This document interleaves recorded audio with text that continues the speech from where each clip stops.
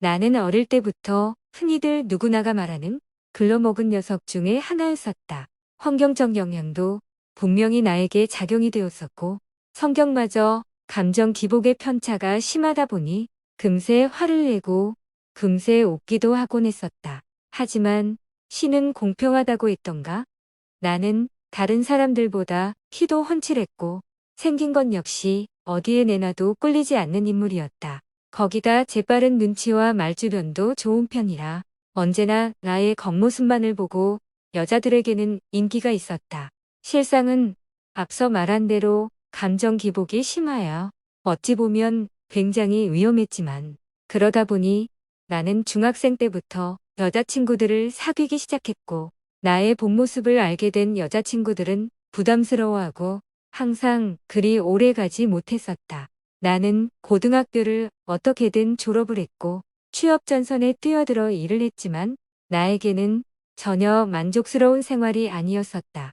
그러다 보니 일을 하면 몇 달도 안 돼서 그만두고를 반복했었다. 군대를 다녀오면 철이 들며 다수는 변한다고 했었지만 나는 다수 측에 끼지 못했던 듯했다. 군대를 다녀왔음에도 감정 기복의 편차는 오히려 더 심해져만 갔고 점점 더 망나니가 되어갔었다. 그래도 아직까지도 내세울 수 있던 것은 화려한 말빨과 말끔했던 인물이 그때까지도 살아는 있었다. 집에서 따로 나와 생활을 했기에 돈을 버는 것에 당연히 신경을 쓸 수밖에 없었고 이런저런 알바를 하며 생계를 유지하고 있었다. 그러다 어느 날 알바 일을 끝내고 집으로 돌아가던 중 내 또래의 여자가 나에게 말을 걸어오는 것이었다. 나는 웃으며 여자를 쳐다봤고 무슨 일인가요? 라고 물어봤다. 그러자 여자는 의외의 말을 하는 것이었다. 내가 자신의 이상형이라 한번 만나보고 싶어. 용기 내어 말을 붙이게 됐다고.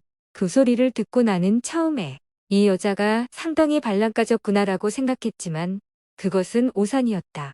그렇게 서로 간의 성함을 대며 인사를 했고 우리들은 자연스럽게 금방 친해지게 되었다.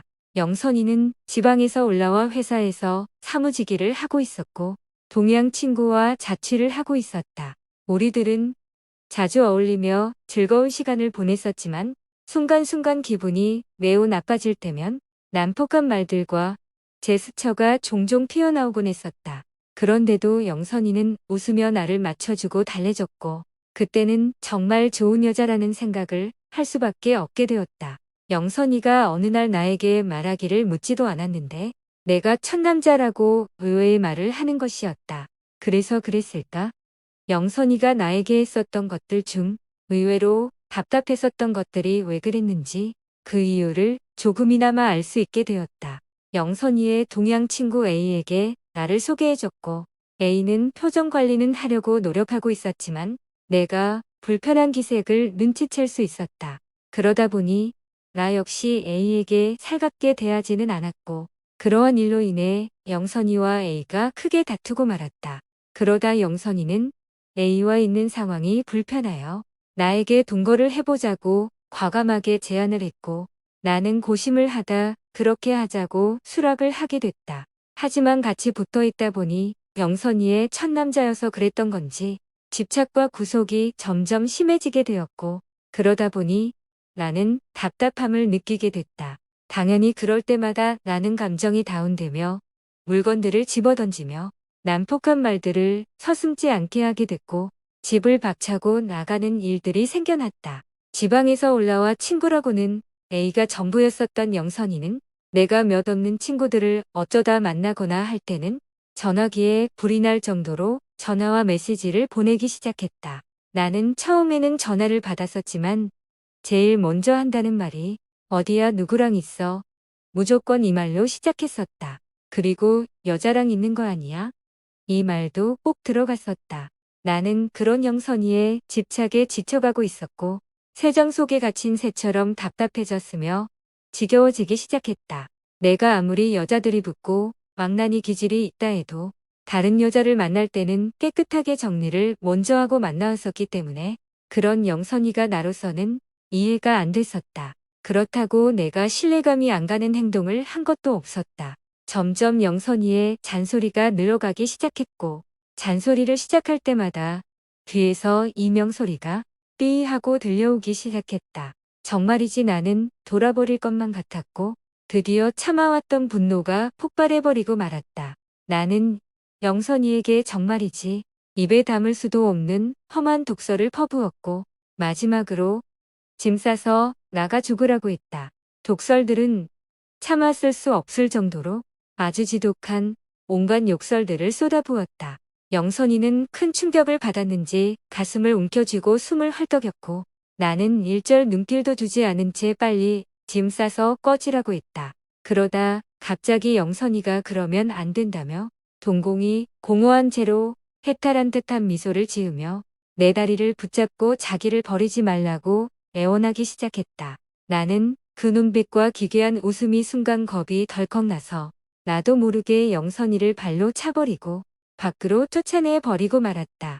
영선이는 문 밖에서 계속 문을 두드리며 잘못했다고 자기를 버리지 말라고 오는 건지 웃는 건지 알 수 없는 말들로 호소를 하고 있었다. 나는 그러한 소리들을 듣기 싫어 이어폰을 낀 채 음악을 듣고 있었고 어느새 현관문 밖은 조용해졌다는 것을 느끼게 됐다. 조용히 문을 열어보니 영선이는 없었고 방 안에 다시 들어온 나는 스스로 깊게 생각에 잠기게 됐다. 내가 잘못된 걸까? 어디서부터 잘못된 거지? 이런저런 생각을 하며 극심한 스트레스로 인한 피로감에 나도 모르게 잠이 들고 말았다. 하지만 꿈에서도 영선이가 처참한 몰골로 나타나 내 다리를 붙잡고 버리지 말라고 애원하는 그런 꿈을 꾸게 되었고 나는 진저리를 치며 일어나게 됐다. 일어나 보니 아침이었고 일터에다 가는 집에 급한 일이 생겨 쉬겠다고 통보를 했고 영선이를 만나 차분하게 대화를 하기로 생각하며 전화를 해봤다. 통화음이 몇 번 가고 나서 웬 남자가 전화를 받는 것이었다. 나는 누구냐고 물었고 자신은 경찰이라고 알려왔다. 경찰에서는 영선이가 오늘 오전 2시경 4차선 도로를 건너다 횡손이 사고로 죽었다고 알려온 것이었다. 나는 큰 충격을 받았고 그 후로 내가 영선이를 죽음으로 내몬 것 같아 죄책감 속에 지내게 되고 만다. 하지만 새벽마다 죽은 영선이가 아직도 집을 찾아오고 있다. 초인종을 누르며 문을 열어달라고 자기를 버리지 말아달라고 말이다. 나는 영선이의 짐들을 처리했음에도 그런데도 영선이는 새벽마다 찾아오고 있다. 내가 벌을 받는 것일까? 그러면서 나의 몸과 마음은 점점 피폐해져 가고만 있다. 이야기가 무섭고 재미있으셨다면 구독, 좋아요 부탁드려요. 시청해 주셔서 감사합니다.